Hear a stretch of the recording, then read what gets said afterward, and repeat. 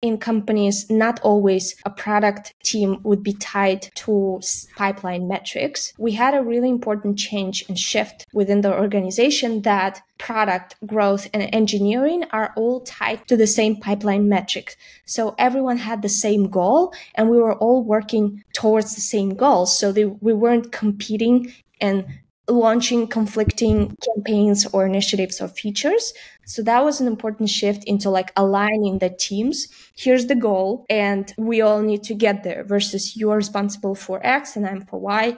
And what you do is like contradicting to what I do, but we all have the same customer base and we would confuse them if we reach out with different asks.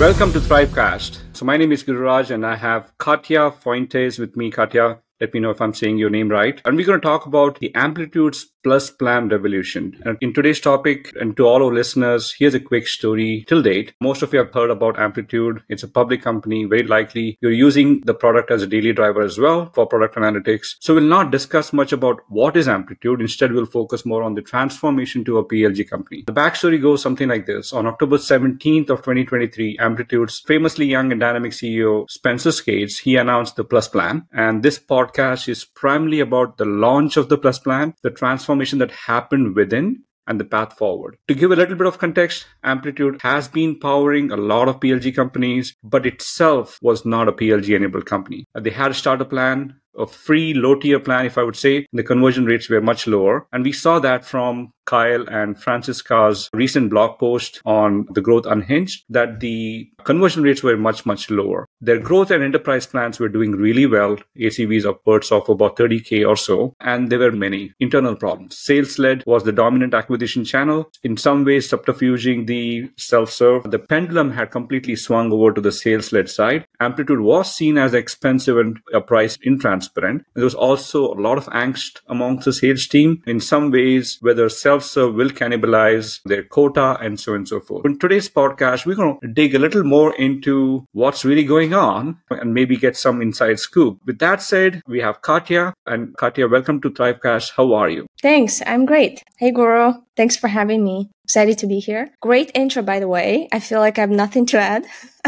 Sorry. Thank you. So, Katya, maybe to our listeners, could you introduce yourself a little bit? Maybe your background and what do you do at Amplitude? Yeah, sure. Hi, everyone. My name is Katya Fuentes. I'm originally from Ukraine, but currently based out of Bay Area, California.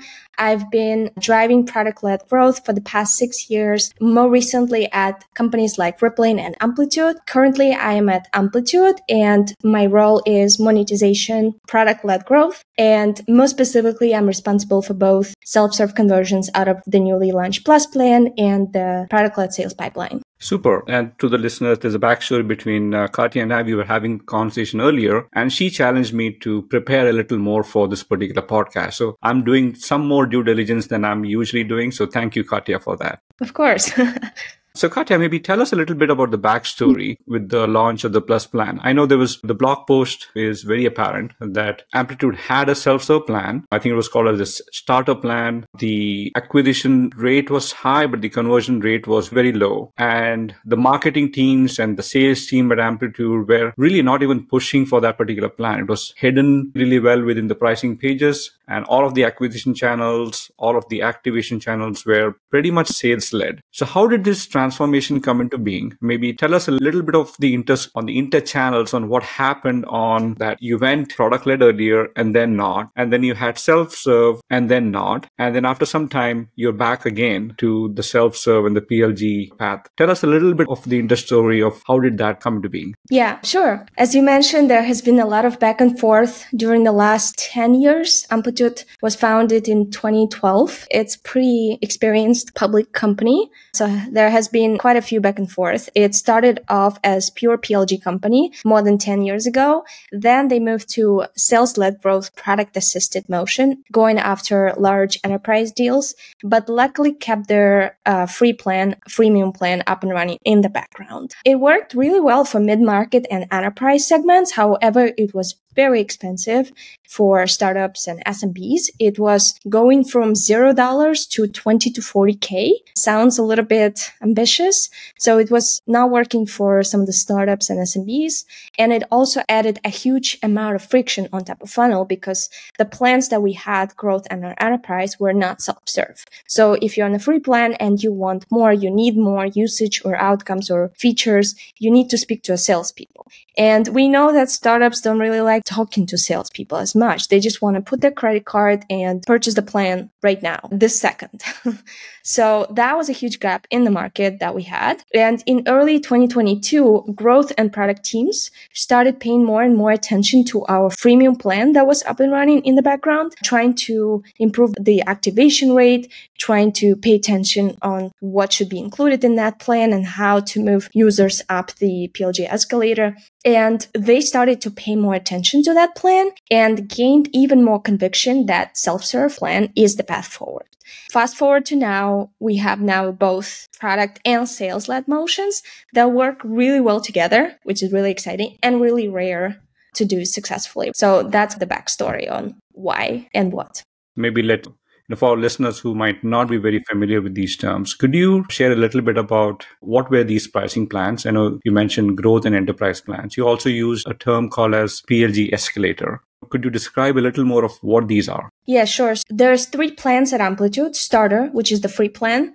There used to be 3 plans: Starter, Growth, and Enterprise. So going from $0 to 40K on growth, there's nothing in between. And we know that in order to sell to enterprise, users have to go up the PLG escalator, which is the term introduced by Elena Verna in her PLG course and in her writings, which means that in order to sell to enterprise, you first have to acquire a user, then build the team, and then sell to enterprise. So it goes up the escalator and you can't skip that. You can't skip from a free to sell to enterprise to a user to an enterprise. You first have to gain their trust and show the value of your product. So the user has to experience the value prop, the get to aha moment, and build a habit with your product before they move to build the team. And then they sell to enterprise. So it can take years, and it does take years at Amplitude. So that was also a challenge. There was this gap that is just empty. So we were losing these customers to our competition because we didn't have this offering in between. And what was behind the scenes? And I think your sales team was also very comfortable with the growth in the enterprise plan, right? If I understand correctly, the organization as such was not yet prepped or not prepared to handle the PLG escalator. So tell us a little bit of the story of the growth teams, the sales and the marketing teams. How were they organized? How were they going after the customers, primarily for the growth in the enterprise plans? Could you maybe even start with, was acquisition done through sales-led and marketing-led? I'm guessing yes. Or were you also finding users who were starting with the starter plan and then the sales team or the SDRs would call them up and then sell to? So how did the sales team and the marketing team go and approach the acquisition before the launch of this particular plan? Yeah, great question. And I think Francisca mentioned it well in the blog post in Unhinged that we used to have primarily product-led sales strategy, which is identifying customers who are ready to buy growth before they raise their hand. So we had these 4 campaign types: hand raisers, overages, sign-up campaigns, and usage PQAs, product qualified account campaigns. So before this self-serve plan, it was all specifically product-led. It was all based on these product-led sales strategy product campaigns. So for hand raiser, for example, someone raised their hand, want to try the premium feature. The salesperson would reach out because, hey, you were interested in behavioral cohorts and it's not on your plan. And that's how the conversation would start. With the overages, the primary value metric of Amplitude is usage, monthly tracked users. So if you are stuck at your current usage, you can't go further. You have to talk to sales to unlock more usage to buy the next plan, as well as usage, which is really fascinating campaign type that we implemented at Amplitude, which is basically identifying the customers who are ready to buy before they raise their hand based on the attributes of their org, based on the actions they've taken, based on the analysis that we've done, who purchased in the past and who are they, why did they purchase, what did they do right before the purchase, how big are they. So we analyze all of those attributes and found lookalike accounts to sell the growth plan to before they even think that they need it, but before they realize it. So the primary tactic before the Plus plan was product-led sales, product campaigns. And of course, the sales-led as well, primarily sales reaching out to specific customers and based on what they've done in product. After they hit certain milestones within the product campaigns, so they reached their usage, they raised their hand, the sales would reach out and close the deal. So that's how it was before self-serve. Yeah, let me reduce it in my head and maybe to the benefit of the listeners as well. You had about 4 different types of customer types, if you will, and you bucketed them into 4 different types, just more of a hand raisers, overages, general PLS, and usage. And each of these buckets, I'm imagining that now our starter plan user signs up to your product and somehow gets into a premium portion of the product, clicks on it, is trying it, and then he fails to use the product. And that's when somehow, somewhere, the analytics would be associated with that particular user that they were trying a premium feature. And then somebody from Amplitude will automatically put them into any of these 4 buckets. And very likely, in this particular case, it's a hand raiser for a premium use feature. And then that particular portion of the team will call them up or reach them out either within the product, I'm guessing, or outside the product, either through calls or emails to understand what they were planning to do and then try to sell them to the growth plan. Is that the fair understanding of this is what was happening before? Yeah, pretty much that's correct. And it still is happening now. We didn't ditch our product-led sales motion. We just layered that PLG on top of it. And as you described it correctly, someone would stumble upon those like gated features, or if it's usage, then it's a mix of attributes and actions. It's not like you just signed up for a product yesterday and by mistake stumble upon on this paid feature and now we want to sell you the world. No, it was more thought through. You are supposed to be more matured. You've signed up for a starter plan. You've gone through all these milestones to reach aha moment and to build a habit. You've repeatedly come back to the product. And after that, if you've hit those milestones within a usage campaign, we would reach out to you or you've gone over your limit. But yeah, then the sales team. So the way it works in product, they would click on contact us to learn about this feature or whatever it is. And the sales team would have a little task in the Salesforce, in their Salesforce world, and reach out to that customer with a specific sequence of specific outreach, personalizing, looking at their dashboard and personalizing based on where they are. That's beautiful. Yes. That's beautiful. I think you touched upon that. So what changed after you did the launch? I will not go into a lot more details about why did you launch it. I think Kyle and Francisca has already covered that in their blog post. But now could you describe the new world that started with the launch of the Plus plan? So what changed? Maybe if you could describe it either from the team standpoint, or how did marketing change? How did growth change? How did sales comp change? How did reach out to the customers and these campaigns change? Maybe we'll go one at a time.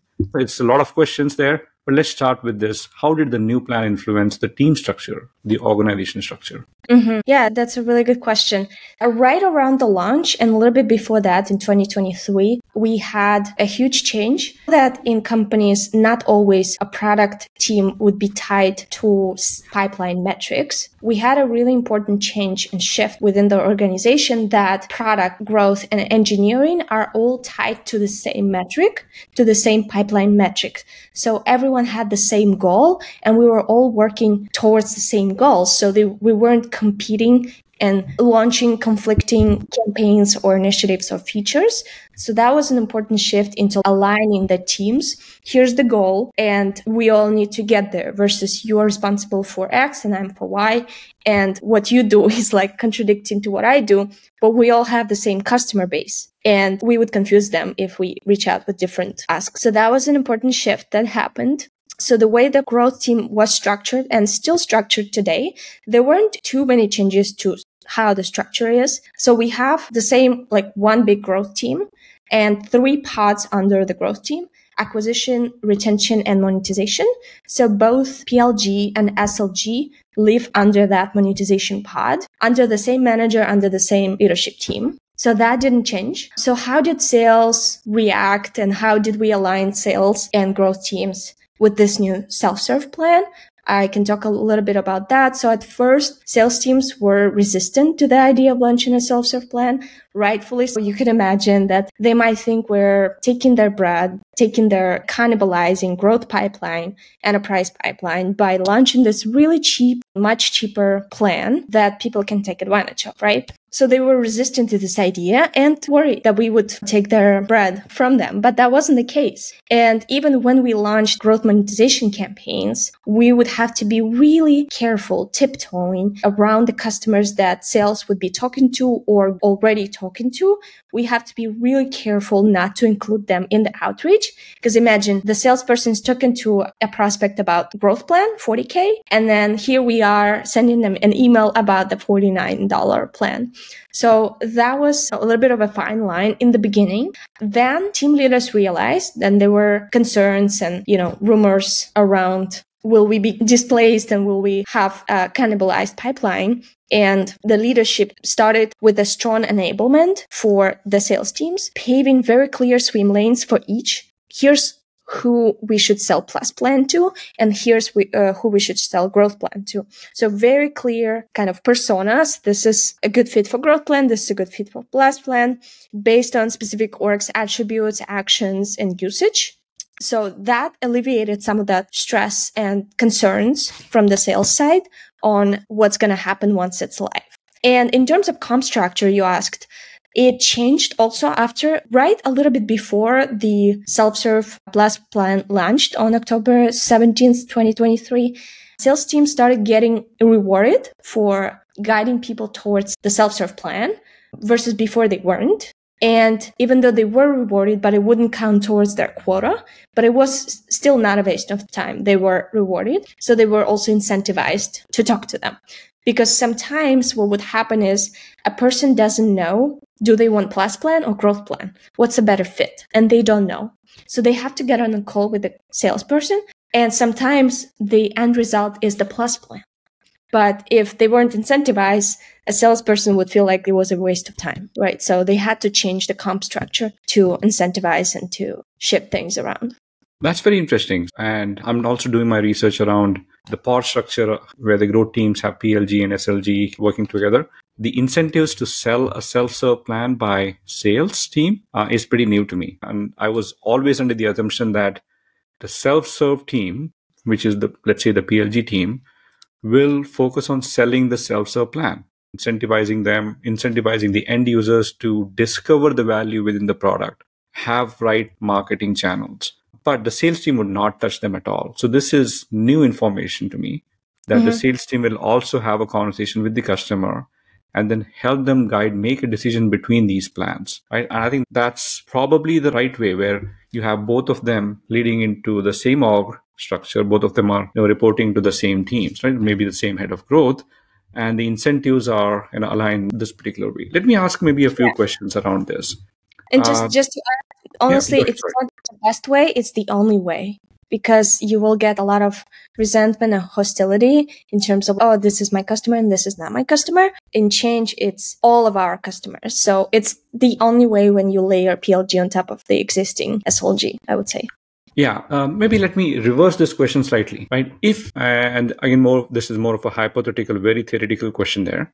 If Amplitude were a PLG first company, meaning they had a very successful self-serve plan, would you have done it differently? Meaning you already have the teams incentivized to get the end users to self-serve, monetize all of the in-app features of monetization, where the end users will find the value, discover feature gates, premium gates, whatever that might be, click on the buy now, and then buys it, right? And only then the sales team will come in, say, hey, you have now crossed the limits of your lowest paid plan, right? Then let me help you in upselling or getting to the newer, let's say, growth and enterprise plans, right? Would you have gone that route, wherein you allow the end users to self-serve a lower level plan without any sales intervention?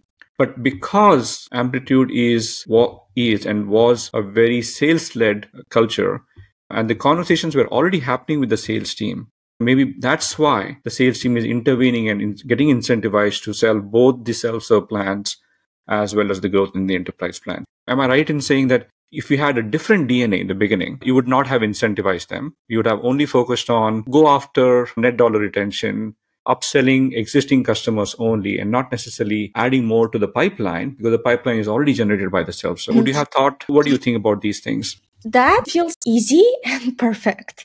Wow, this is a dream come true when the DNA is PLG first, and then you just layer a little bit of SLG on top of it to go up market. Is that what you meant? Yeah. That feels amazing because I feel like it's a lot harder to change sales-led growth to product-led growth because of how things are at the sales-led growth organization than the other way around. I feel like it's easy to do it like that, but it's much harder to do what Amplitude did, which is changing the DNA into having heavy sales-led growth culture. When I joined a year and 3 months ago, we just had a newly formed growth team, pretty much like a newly formed growth team. So we had to come in and say, hey, we're here to help you. And it wasn't easy because they're used to operating as a sales-led growth organization.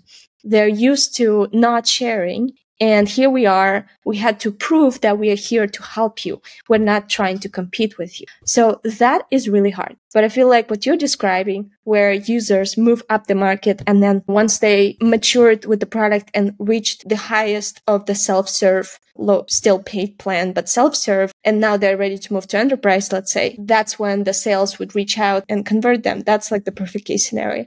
You're saying, imagine that world. That is a perfect world.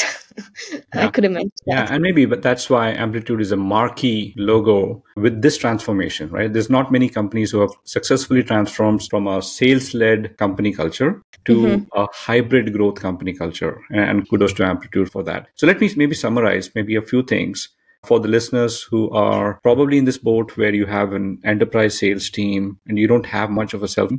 Some of the go-dos that what Katya and Francisca and the Amplitude team have generally advising is figure out, first go back to your design board on understanding what would be the actual personas for each of these plans. Segmentation, org attributes, usage indicators are all falling in that particular bucket on who do you sell which plan. I think that probably goes maybe as the first step. The second step is incentivizing the sales team to not just sell only the higher level plans.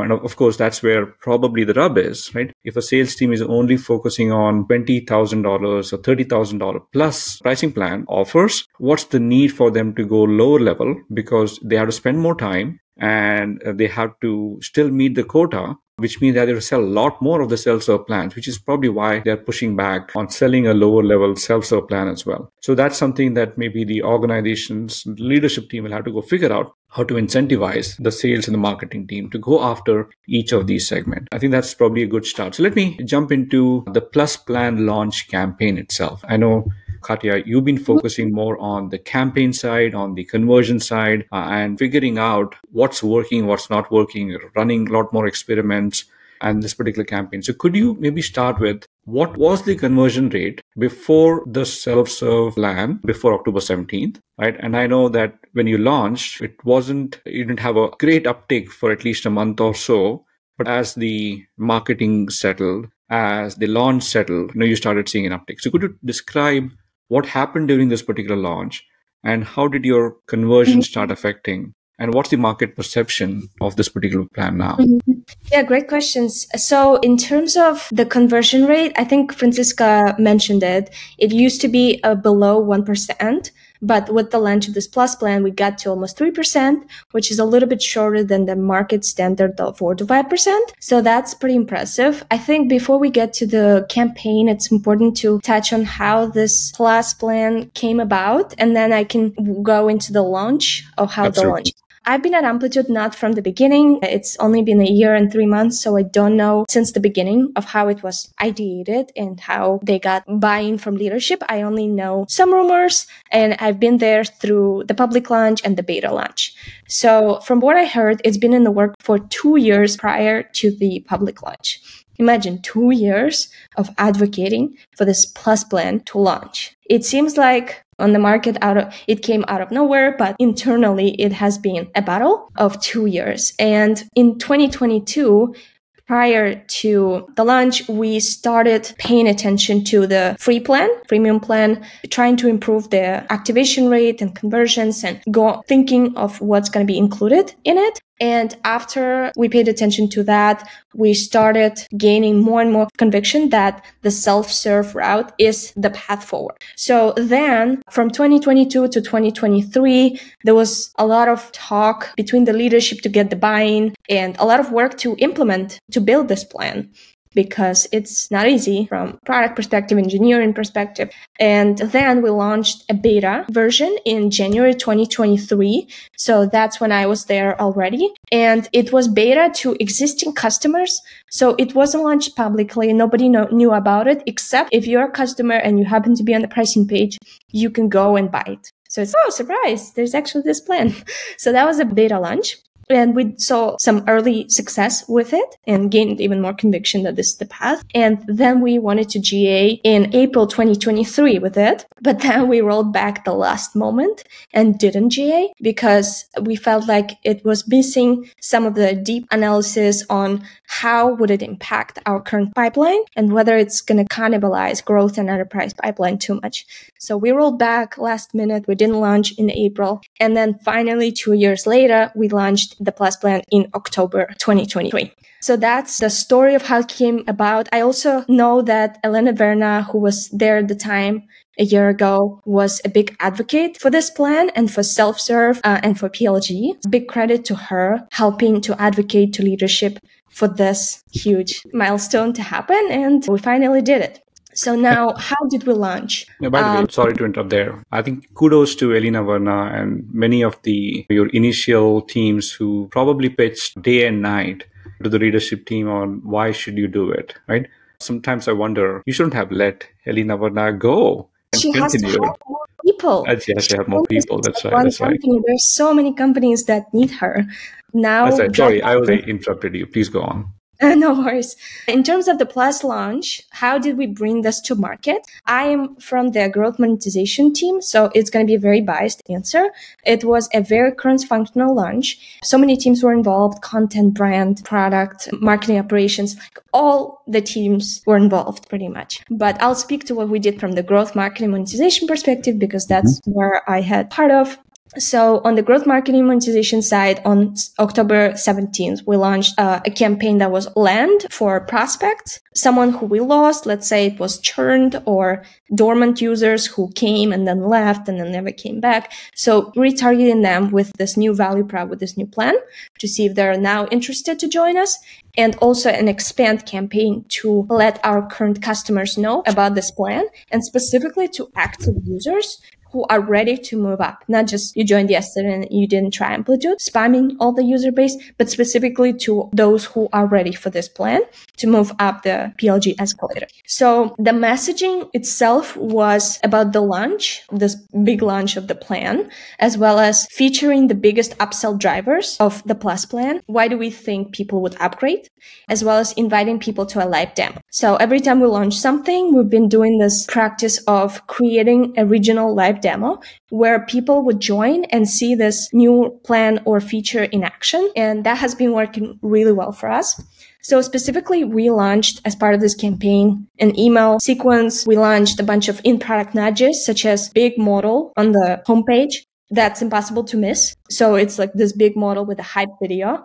Hype video is like a video under 1 minute that just describes this new feature or plan that just launched, and it's get you hyped. So you experience FOMO when you see this video. And then we also launched a banner, some posts to invite people to the live demo, and designed this hard-coded model, pricing model. So anytime you would stumble upon the paid feature, there was this personalized pricing page model pops up that guides you to which plan has this feature. And that has been working the best, this hard-coded pricing page model, as well as the model with the hype video. So that's what we launched on the growth side. But there was also like a bunch of press releases and content and all the other stuff that other teams launched. So it was a big cross-functional effort.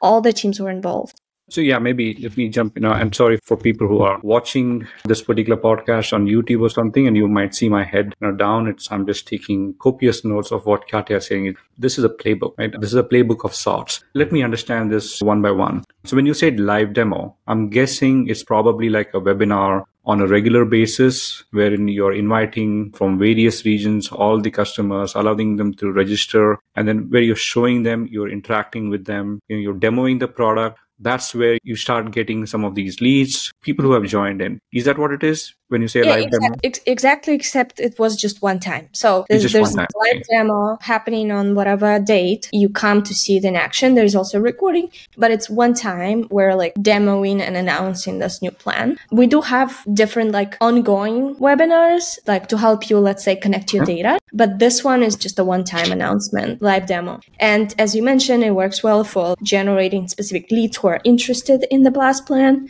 and then retargeting them later to offer what Plus plan has to offer. Okay, so that's great. So about the email sequence, did that change from your previous, if I understand correctly, with your starter plan and various before the October 17th launch, you had a PLS motion and you still do, but you had a different email sequence for them. I'm guessing whenever somebody would sign up and touch upon a premium feature, your sales team would go after them, right? And get them on a call or SDR or something. What changed with this email sequence with the Plus plan? Yeah, great question. So it was mainly focused around the value prop of the Plus plan, and the messaging kind of positioning was it fits well for startups, for someone who just launched, and it highlights the value of one platform. So Plus plan is unique in a case that it's a one-stop shop for all your needs for analytics, experimentation, and customer data platform. So it has a little bit of each. It has analytics, which is the custom events and formulas and behavioral cohorts. It has experimentation, which is feature flags and advanced feature management, and it has behavioral cohorts.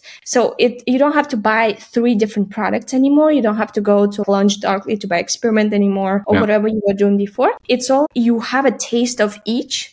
And then if you want like a lot more, if you've matured and grown with this plan, now you can go to Grow. But this plan has to offer a little bit of each. So the core messaging was announcement of this Plus plan, as well as the one platform and featuring the biggest upsell drivers, such as we learned that people upgrade mostly because of usage, mostly because of behavioral cohorts and custom events and formulas. So thinking that these are the upgrade motivators, we organize the value prop and the messaging in the email based on that, targeting specific active customers. Okay. Yeah, it does. What happened when the user somehow accidentally clicked on a premium feature? Did that sequence also change? Meaning you would, instead of the sales team now calling the end user, looks like you mentioned about these in-app paid plans. I think you used the word pricing model dialogues or whatever that might be, which are hard-coded. That became the motion, right? Rather than a sales team calling them? So it's a good question. It actually both. So the pricing page model was great because it's personalized. So if a person clicks on behavioral cohorts, but we have behavioral cohort as part of both Plus and Growth. And if they click on specifically Plus, that's when they are interested in Plus. But if they click on Growth, they want Growth. So there was 2 different motions. There's a motion of free to Plus, and then there's a motion of Plus to Growth, and both had place. And it's a little bit different from a one-time announcement, big splashy sequence versus what we have already going on a mechanized and evergreen as well. That's the difference. It both has place currently. Got it. I think if I understand correctly, from free or from the starter plan, if they were there, to the Plus plan became more of a self-serve, but Plus plan to Growth plan. So all of these experimentation features, the cohorts and all of that would be more of a PLS as well. Although it was self-servable, but the sales team will also in some ways find a way to connect with them, either as hand raisers or they going directly to them. Yep. And that's exactly how the PLG escalator works. So you have certain motion of how you drive free to self-serve Plus. Sure, they can buy it, but you still have to lead them to buy it. You still have to remind them that, hey, you already used XYZ. You could also use this feature, or like you need more usage. So we found something that while we send this campaign, the purchases come. Whenever we don't, it's still like they come organically, but less. So whenever there's a big noise and splash about it, it works better. So you still have to lead the free customers to the Plus plan because some of them don't know that there's more paid feature discovery. And then once they're on Plus plan, a specific time frame passes by, and let's say they're on 200K MTUs, which is there's 1K to 300K MTUs. And let's say they're like closer to end. That means, that along with some feature differentiation and outcomes signals, PQA signals that we look for, that means that they're ready for growth. And that's when the sales also overtakes through hand raisers, through usage campaigns of how we define that they're ready for growth. There's like an escalator going up in that way. That makes sense. Could you maybe share a little bit about the customer journey purely from the user standpoint? Am I saying this right? So when the user comes to, let's say, the pricing plan pages and they were not an existing customer to you, it's a new account, new customer. They click on the Plus plan, right? Which clearly transparently say $49 a month. They click on it. Do they experience a free trial or do they have to immediately pay for that month to even experience the product? So what's the experience of, do they go through a trial? If they like it, they automatically get converted, or they have to pay, which is like a gated provisioning of an account. So was it gated so that they pay first, or was it like more of a trial or a free trial? And then at the end of the trial, they pay. Yeah, so it was gated, but not. Let me tell you why. So if they click on buy Plus plan, the first thing it would ask them to do is to sign up for a starter account. You can't just buy it right away right now. Perhaps it's going to change in the future, but you can't just click buy and buy it right away. You have to, when you click buy, it's like almost the same motion as when you click get started with the free plan. Because in order to buy, you have to be a free customer first, and then you have to buy. So a little misleading, but it is how it works currently. I think we're going to change it soon. But yeah, so you have to first be on a free plan. And then the trial begins, right? So somehow the system... Currently,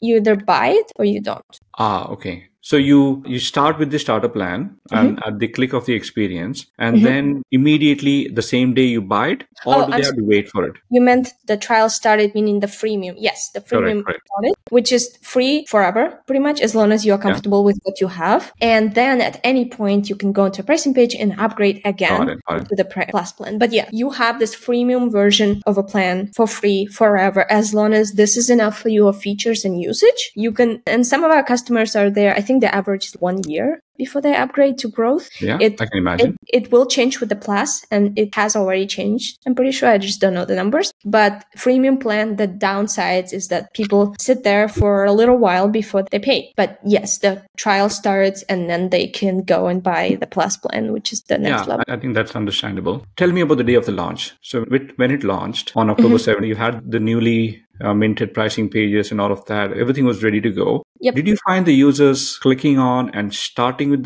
and started experimenting, started understanding what the pricing plans are, or they were just browsing? What did you find? Did you get more signups? Yeah, for sure. On day one, immediately. So once the Plus plan launched, we had a minute by minute tracker when everything launches, and blog comes out, landing page comes out, sequence comes out, video comes out, all these things that launched within the span of a night right before that next day of launch. And once it's all out and the sequence is out, we started getting immediately purchases. And most of the purchases driven by what we put out there was driven by this pricing page model, hard-coded one, and the model that we launched with the hype video of you can't miss it. This is their announcement of the Plus plan. So it was a pretty exciting day. We had a big celebration in the office and everyone's really excited. And we did see a surge of purchases right away because of what we discovered. Whenever we talk about it, people buy. Whenever it's quiet, people don't know that the monetization awareness might be missing. So yeah, it was exciting.